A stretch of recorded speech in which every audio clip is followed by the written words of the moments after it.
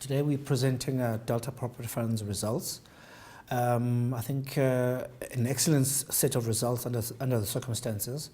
I think the economic climate is pretty tough at the moment, but a fund like Delta comes into its own in a very tough economic environment.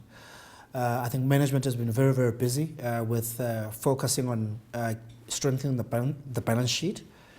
We've reduced our gearing from 49.9% at the end of last year, and at a year end we were right down to 47.2%. This was further reduced to about 42% after we completed the redefined transaction, which is an excellent achievement. And as management has always guided, that ideally we would like to be sitting closer to about 40%. So I think we're well on our way to achieving that. On the distribution side, I think the distribution of 8% is slightly above market average, which is again an excellent result, considering that people are getting other funds are getting rent revisions. We basically are retaining a lot of our tenants. Of our expiring leases that were expiring in 2015, 2016, we managed to retain 79.6% of expiring leases, and the balance is still under negotiation. So we haven't experienced any tenant vacancies where tenants have left our building, which is again tenant retention is something that we do spend a hell of a lot of time on. And I think it obviously goes hand in hand with our CapEx program.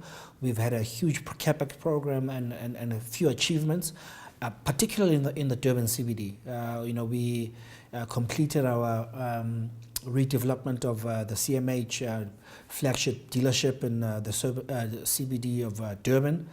This was 150 million rand reinvestment into Durban. This was done on a 12-year CMH lease, which I think will I think it was good for the CBD. I think it was the first redevelopment into the CBD in something like 8 years. The other benefit is that one of our properties, which is Liberty Towers, will benefit as we put in additional parking bays above the dealership, whereby Liberty Tower tenants will have access to that particular parking. Parking in CBDs is always an issue. I think we've spent a lot of time on mechanical change, a lot of lifts. And I think we took some investors on a roadshow, and I think they were thoroughly pleased with what we're achieving.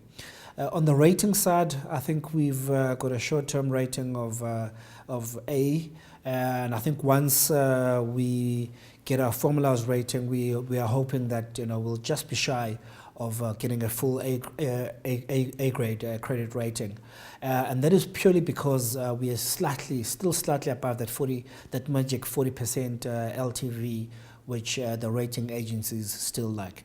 Going forward, I think as I've already mentioned, the South African economy is going into some very tough economic environment. And I think not just South Africa but globally. I think the economy is not 100%, but it's fun. It's at a time like this that a fund like Delta comes into its own. Government generally does not hop from building to building. They are tough negotiators, and I think we've obviously been arm wrestling with them in terms of escalations and obviously rentals. But I think this has been successfully done by achieving the 80% that I've already mentioned.